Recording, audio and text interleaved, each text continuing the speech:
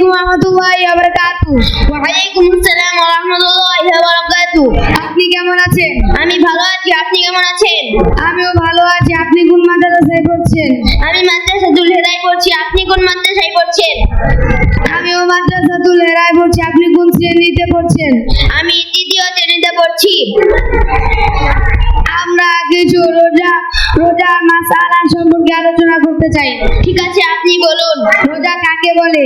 সুবহে সাদিকের সময় থেকে সূর্যাস্ত পর্যন্ত পানাহার ও যৌন চাহিদা পূরণ করা থেকে বিরত থাকার নাম রোজা।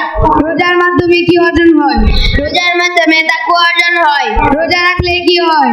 রোজা রাখলে আল্লাহর হুকুম পালন করা হয়। রোজা ইসলামের কততম রুকুন? রোজা ইসলামের দ্বিতীয় রুকন। কাফারা রোজা কয়টি? কাফারা রোজা 60টি। কাজা রোজা কাকে বলে? যাদের উপর রোজা ফরজ তাদের মধ্যে যে ব্যক্তি শরীয়ত সম্মতিক কারণে রোজা পালন করতে পারে না, তাকে রমজানের পরবর্তী সময়ে রোজা পালন করতে হবে। এই রোজাকে বলা হয় রমজানের কাজা রোজা। সেহরি কাকে বলে? রোজা পালনের উদ্দেশ্যে প্রতিদিন শেষ রাতে খানা খাওয়াকে সেহরি বলে।